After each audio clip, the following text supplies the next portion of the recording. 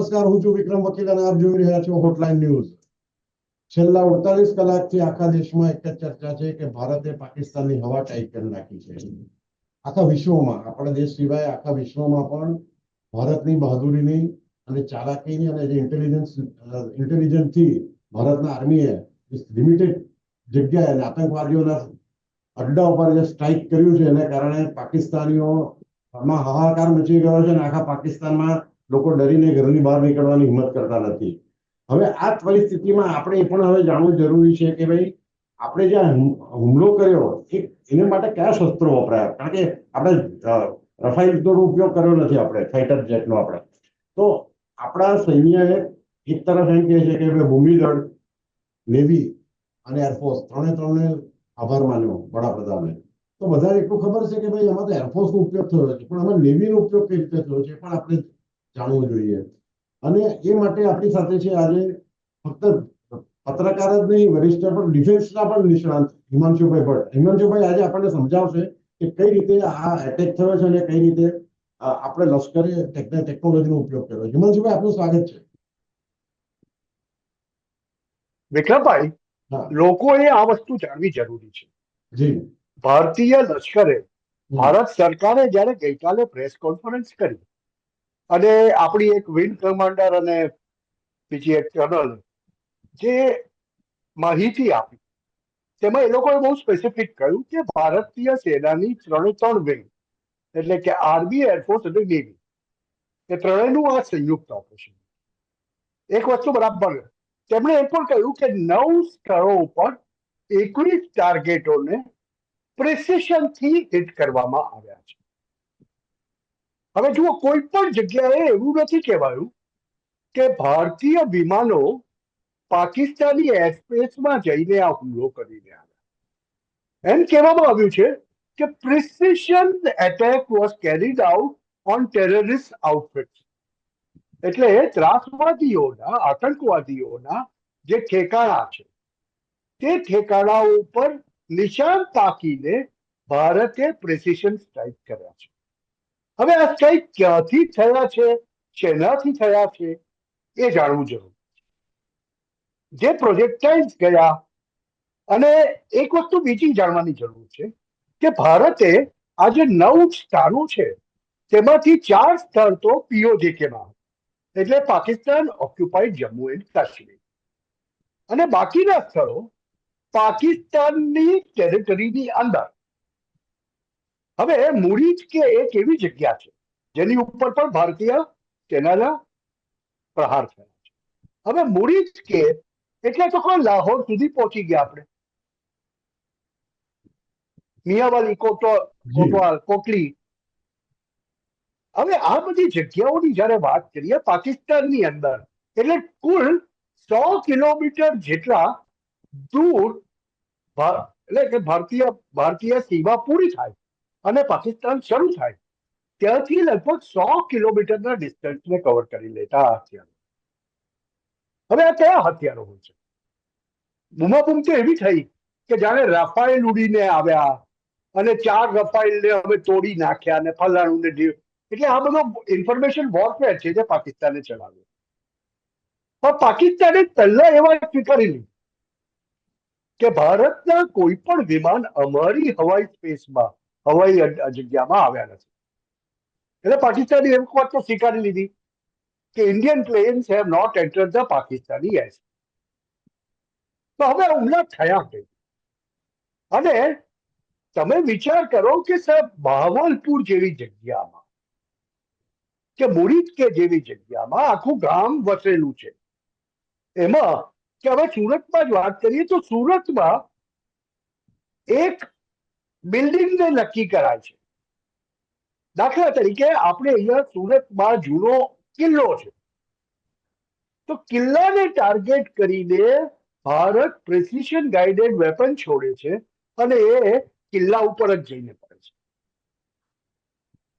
આ બધા આતંકવાદી જગ્યાઓ છે, એટલે સામાન્ય નાગરિકના ઘરોને કે સામાન્ય નાગરિકને કોઈ પણ હતાહત કરવાની આમાં વાત નથી આવતી। હવે આ વેપન્સ કયા હતા?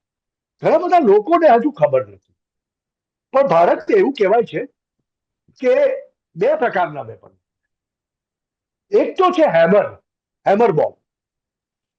હવે આ મીડિયમ રેન્જ વેપન છે, પ્રિસિશન ગાઈડેડ છે, અને રાફાઇલ હોય કે સુખોઈ હોય કે પછી MiG-30 હોય એવા પ્રકારના વિમાનોમાંથી પણ એને ફેંકી શકે છે. હવે પ્રિસિશન ગાઈડેડ એ છે બોમ્બ છે કે મિસાઇલ છે, એટલે આની એક ટિપિકલ કેરેક્ટરિસ્ટિક હોય મીડિયમ રેન્જ છે. હવે મીડિયમ રેન્જ એટલે શું? 150 થી 250-300 કિલોમીટરની મારક ક્ષમતા. ભારતે હુમલા ક્યાં કરે? ભારતીય સીમાથી 100 કિલોમીટર, એટલે આનો ઉપયોગ. બીજું છે એક સ્કેલ્પ. આ લોંગ રેન્જ મિસાઇલ છે, પણ it is so precision guided કે to the point of 3 to 6 meter એવું કહેવાય છે. એટલે કે તમે નિશાન કરીને માર્યું, લક્ષ્ય ભેદ જેને આપણે કહીએ, એની ઉપર એ ચડાવ્યું મિસાઇલ, એટલે એના 3 થી 6 કિલોમીટરના અંતરમાં ડેફિનેટલી ઇટ વિલ હિટ. અને આ વસ્તુ થઈ છે. આ જે પેલા મૌલાના 14 જણા એક કુટુંબના મરી ગયા, એક આખી સુભાન મસ્જિદ કરીને હતી, એને આખી ઉડાવી દીધી. There it looks like scalp is used.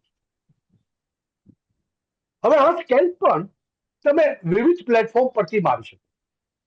Rafale પરથી મારી શકો છો, સુખોઈ પરથી મારી શકો છો. ઇનફેક્ટ આપણા નેવીના જે વોરશિપ્સ છે એના ઉપરથી પણ મારી શકાય છે. અને જો એક વસ્તુ બરાબર સમજો, આ ભારતના કોઈ પણ ખૂણેથી ચાલ્યા હોઈ શકે છે, કે એવું પણ બને કે ભારતીય વોરશિપ પરથી ચાલ્યા હોય. હવે સામાન્ય સંજોગોમાં આ પ્રકારનું વોરફેર હોય અને વોર ચાલુ થાય, યુદ્ધ જેવી સ્થિતિ થાય, એકબીજાની ઉપર પ્રહાર કરાતા હોય, ત્યારે દરેક રાષ્ટ્ર પાસે પોતાની એર ડિફેન્સ સિસ્ટમ, એટલે કે તેમની હવામાં જો આ પ્રકારના કોઈ હથિયારો આવે, જેને અંગ્રેજીમાં આપણે પ્રોજેક્ટાઇલ્સ કે બોમ્બ્સ છે કે મિસાઇલ્સ છે કે કંઈ પણ આવે, તો એને એર ડિફેન્સ સિસ્ટમથી શત્રુના રડારમાં દેખાવા માંડે અને એનો સામે પ્રહાર કરવામાં આવે. સામે વિમાનોથી મિસાઇલો છોડવામાં આવે, વિમાનો હવામાં જાય, મિસાઇલો છોડે, અને એ જે આવતી મિસાઇલો હોય એને નષ્ટ કરવામાં આવે. એ એર ડિફેન્સ સિસ્ટમ બરાબર ચાલુ હોય તેનાથી થશે. હવે એવું કેમ કે ભારતે તો પ્રિસિશન ગાઈડેડ 21 જગ્યા ઉપર છોડ્યા અને બધા ટાર્ગેટ મારી દીધા. આનો એક સીધો અર્થ થયો કે પાકિસ્તાની એર ડિફેન્સ સિસ્ટમ ક્યાં તો કામ જ નથી કરતી, કે હતી તો બધા ઊંઘી ગયા હતા અને કોઈએ કશું જોયું જ નહીં. અને ત્રીજી વાત એ કે એ ચીની માલ છે.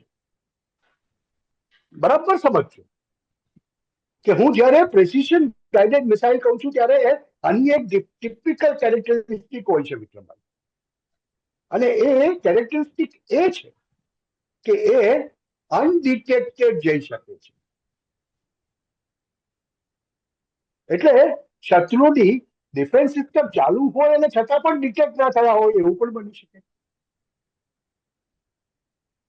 પણ ભારતે તો 100% હિટ રેટ, અને જે રીતે ઇઝરાયેલી સેના કરતી આવી છે ગાઝામાં કે ઈરાન ઉપર ઇઝરાયેલે મારા મિસાઇલો છોડી છે, પ્રિસિશન. ઇઝરાયલ પાસે બી ચાઇનીઝ ડિફેન્સ સિસ્ટમ છે, એર ડિફેન્સ સિસ્ટમ છે. એટલે ચાઇનીઝ માલ માટે એવું કહેવાય સામાન્ય સંજોગ. હવે આ P9 ની કે P5 ની કેની વાત થાય છે કે જે આ લોકો યુઝ કરતા હોય છે. પાકિસ્તાનને એ ખ્યાલ નહોતો કે ક્યારે ભારત એના દેશમાં આવેલા આતંકવાદી અડ્ડાઓને નેસ્તોનાબૂદ કરશે.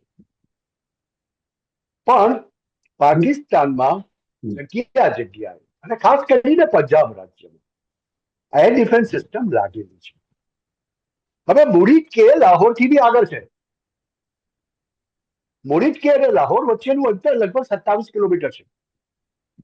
અને મુરીદ કેમાં જો આપણે પ્રિસિઝન સ્ટ્રાઇક કરી શકતા હોય, ધેટ મીન્સ લાહોર તો બહુ નજીક છે આપણા માટે.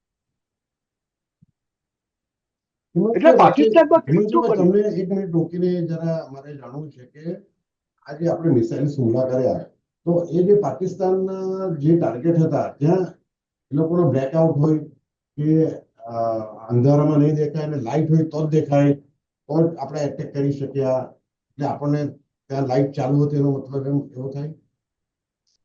ના ના ના ના, આમાં લાઈટને કઈ લાગતું જ નથી. એટલે જ આ શબ્દ હું કહું છું ને, પ્રિસિશન ગાઈડેડ. એટલે હું ટૂંકમાં એમ જાણવા એટલે એ માંગુ છું મિસાઇલ કે બ્લેકઆઉટ હોય તો પણ દુશ્મન દેશ મિસાઇલ્સ થી હુમલા કરી શકે, એને લાઇટ બંધ હોય કે ચાલુ એની સાથે કઈ લેવા દેવા નથી. એને બહુ લેવા દેવા નથી. કેમ કે આ તો એક પ્રોજેક્ટાઇલનું ગાઈડન્સ, પ્રોજેક્ટાઇલની જે ગતિ છે અને દિશા છે તે નિર્ધારિત કરીને તમે એને છોડો છો. એટલે ટાર્ગેટ લોક થાય છે કે ભારતના સ્કેલ્પ મિસાઇલ જ્યાંથી છોડવાનું છે તે જગ્યાએ એક ટાર્ગેટ લોક થયું કે મુરીદ કેમાં જૈશે મોહમ્મદનું વડું મથક. તો એની ભૌગોલિક અક્ષાંશ રેખાંશ શું છે, એક્ઝેક્ટલી એ કઈ જગ્યાએ છે, એ પ્રિસાઇઝ કરીને એ પોતાનો રૂટ બનાવે છે જીપીએસ અને સિસ્ટમ એ આપણે ટાર્ગેટ નક્કી થાય. આપણે જે જીપીએસ સિસ્ટમ કહી શકીએ આપણે. જીપીએસ સિસ્ટમથી, યસ, પ્રિસાઇઝ જીપીએસ સિસ્ટમ. અને આમાં ફાયદો એ છે આ સ્કેલ્પનો અને હેમરનો કે ઇટ ગોઝ અનડિટેક્ટેડ. કેમ કે ઘણીવાર આવું બનતું હોય છે કે જે આ સુપરસોનિક વસ્તુ, આની પણ માક 1ની તો સ્પીડ જેટલી છે. હવે જ્યારે ઘણીવાર રેડારની અંદર જ્યારે સુપરસોનિક વ્હીકલ જતા હોય છે ત્યારે ઘણીવાર એવું બને છે, જો તમે અમેરિકન F-35 જતા હોય ત્યારે ઈરાનની ઉપર ઉડી ઉડીને એ લોકો થાકી ગયા. ઈરાન વાળાને ખબર જ નથી પડતી કે F-35 ઉડે છે, કેમ કે રડારમાં પકડાતા નથી. રડારની અંદર ક્યારેક એક નાનકડું એક સેન્ટીમીટરના ટપકા જેવું દેખાઈ આવે. હવે તમને ખબર બી નહીં પડે કે એ પક્ષી છે, કોઈ પ્રોજેક્ટાઇલ છે કે પછી કોઈક વ્હીકલ છે. એટલે આ સ્થિતિની અંદર એક વસ્તુ તો બહુ સ્પષ્ટ થઈ ગઈ, ભારતે દુનિયાને 2-3-4 મોટા સંદેશા આપી દીધા. પાકિસ્તાનીઓ તો ગભરાઈ જાય, સ્વાભાવિક છે, કેમ કે એમની તો air system, air defence system કામ નથી કરતી. એનો પુરાવો તો આજે બી મળી ગયો. અરે ભાઈ, આજે આપણે જ્યારે વાત કરીએ છીએ ત્યારે સવારથી લઈને બપોર સુધીમાં લાહોરની અંદર 3ની સાથે પાકિસ્તાનમાં જગ્યાએ 6 થી 7 ધમાકા થયા. અને લાહોરમાં એ લોકોનું જૂનું નેવીનું એરપોર્ટ છે, મિલિટરી એરપોર્ટ છે નેવીનું, પાકિસ્તાની નેવી. ત્યાં આગળ આવીને ડ્રોન જેવી એક પ્રોજેક્ટાઇલ પડ્યું છે અને બહુ ભયંકર આગ લાગી છે. પાકિસ્તાને એની એરસ્પેસ સંપૂર્ણપણે બંધ કરી દીધી છે. બધી ફ્લાઇટ જે પાકિસ્તાન તરફ આવતી હતી, છેલ્લી ફ્લાઇટ 2 એક કતારથી એટલે દોહાથી લાહોર ઉતરતી હતી, તે ફ્લાઇટ અડધેથી પાકી મળી ગઈ છે. પાકિસ્તાની એરસ્પેસ બંધ કરી દેવામાં. એક બે વાતો તો નક્કી થઈ ગઈ, અને કે એ કે પાકિસ્તાનનું air defence, Chinese air defence છે, it is not working properly. કોઈ પણ પ્રકારના પ્રોજેક્ટાઇલ એમાંથી ગો થ્રુ કરી શકે છે. બીજી વસ્તુ એ, ભારતે ઇઝરાયલ સ્ટાઇલની પોતાની કેપેબિલિટી દુનિયાને બતાવી કે when we plan and when we decide to hit, wherever we decide to hit, we will hit. અને હજુ તો બ્રહ્મોસ વપરાયા નથી સાહેબ. જો બ્રહ્મોસ વાપરવાના શરૂ કરીએ તો શું હાલત થાય દુનિયાની? આ વસ્તુ, આ એક મેસેજ છે દુનિયા માટે, ચાઇના જેવા શત્રુ માટે પણ એક મેસેજ છે કે ડોન્ટ બી ટુ સ્માર્ટ. એટલે હિમાંશુભાઈ, આપણે ટૂંકમાં કહીએ તો દુનિયાના બીજા દેશો પણ આપણી તરફ એ માટે નજર રાખતા હશે કે આપણે કઈ ટેકનોલોજી, કઈ મિસાઇલ્સનો ઉપયોગ કર્યો આ એટેક માટે. અને કારણ કે દરેકને આ જાણવામાં રસ હશે, દરેક દેશના ડિફેન્સ નિષ્ણાંતોને. કારણ કે આવતીકાલે એમની સાથે એવું થઈ શકે છે, એમના દુશ્મન દેશો પણ આ પ્રકારની ટેકનોલોજીનો ઉપયોગ કરી શકે છે. અને ઇઝરાયલ અને હમાસ વચ્ચે જે થતું હતું કે ઇઝરાયલને ગાઝા પર જે હુમલો કરે ત્યારે તો આ ટેકનોલોજીનો ઇઝરાયલ અને બંને એકબીજા પર આ ઉપયોગ કરતા હતા. આપણા દેશે પાકિસ્તાન સામે લગભગ આટલા ઇતિહાસમાં પહેલી વાર આ ટેકનોલોજીનો ઉપયોગ કર્યો. આપણા પહેલી વખત એવું બન્યું છે કે ભારતે પાકિસ્તાનની અંદર ઘૂસીને પાકિસ્તાનીઓને માર્યા છે.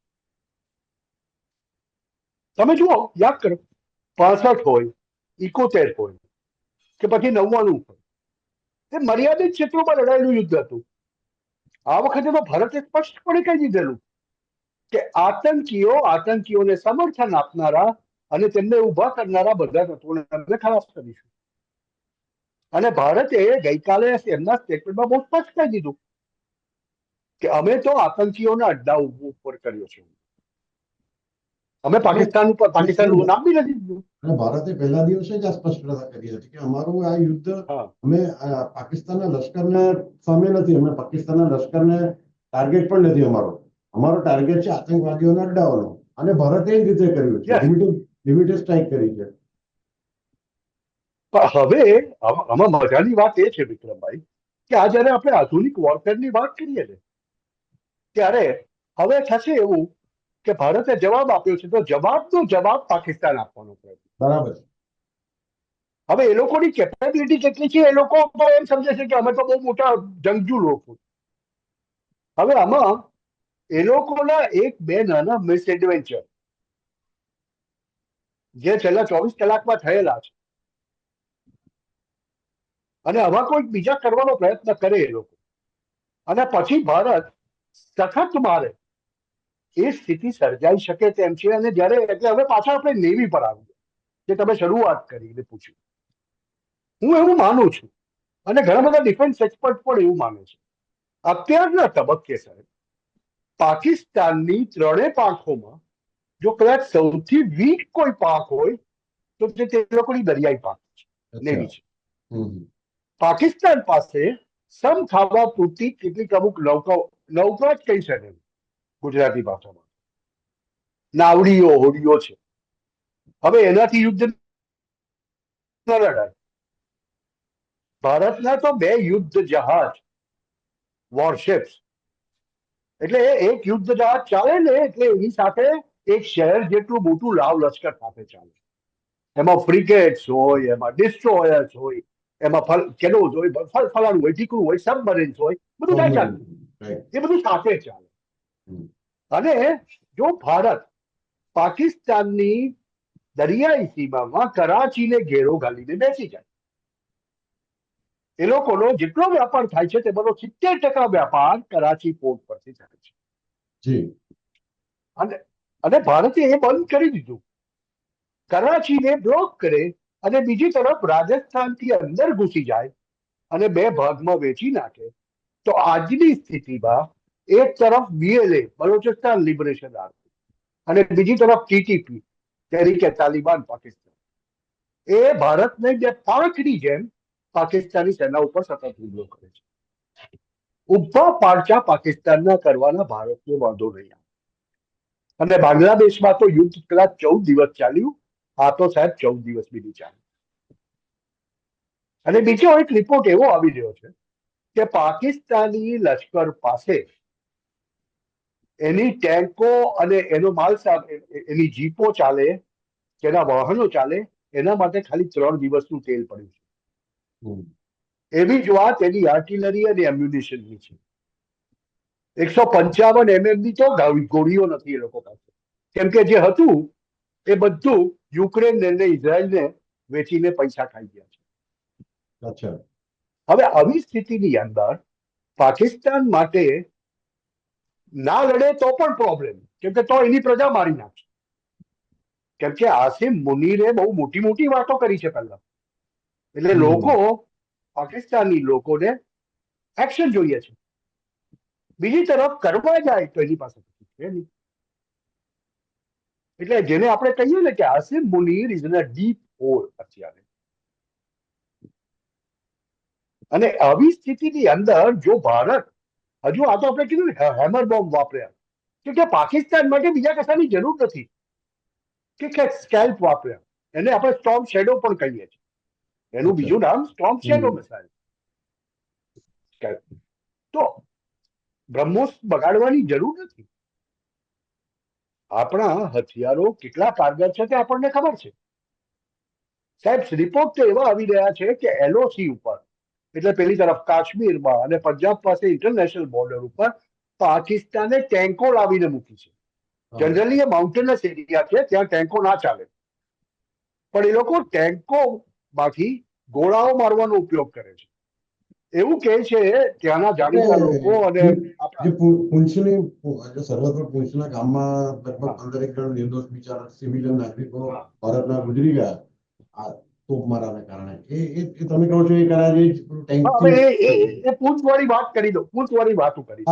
પાઇપ કરી પછી આપણે આજનો વિડીયો સમાપ્ત કરીએ, કારણ ટેકનિકલ કારણોસર આપણી પાસે લિમિટેડ મિનિટ છે, એટલે આ પૂંછની વાત થોડી આપણે ઝડપથી એકદમ ઝડપથી કહી દઉં. પૂંછમાં ભારતીય સેનાનીઓ તાપ નહીં સહન થવાને કારણે પાકિસ્તાની સેનાએ તેની આર્ટિલરીનું મોડું ગ્રામવાસીઓ તરફ કર્યું. અચ્છા. અને એમાં એક શીખ ગુરુદ્વારાને હિટ કર્યું છે. એક ગુરુદ્વારામાં જ 5 કેઝ્યુઅલ્ટી છે. કુલ 13 કેઝ્યુઅલ્ટી બતાવાઈ રહી છે, અને જે પૂંછમાં બનેલી. અને આજે સવારે અલ કાયદા એશિયાનો એક મેસેજ આવી ગયો છે, અને તે કે આપણી લડાઈ ઇન્ડિયા સામે છે. એટલે કે હવે ભવિષ્યમાં ભારતની અંદર જો મંદિરો અને ગુરુદ્વારાઓ ઉપર આવા પ્રકારના હુમલા થાય અંદરથી, તો નવાઈ પામતા નહીં. અચ્છા. આવું કંઈક બનવાના મોટા એંધાણ દેખાઈ રહ્યા છે. ચોક્કસ વધારે કઈ નહીં થશે. જી હિમાંશુભાઈ, ચોક્કસ. અને આ પાકિસ્તાન અને ભારત વચ્ચેની જે હમણાં પરિસ્થિતિ છે એ બાબત પર આપણી નજર રહેશે, અને આપણે એને ફોલો પણ કરતા રહીએ. થેન્ક યુ વેરી મચ હિમાંશુભાઈ. નમસ્કાર. આવા પ્રકારના વિડીયો તમને જોવા ગમતા હોય તો હોટલાઇન ન્યૂઝ ચેનલને લાઇક, શેર અને સબસ્ક્રાઇબ કરો.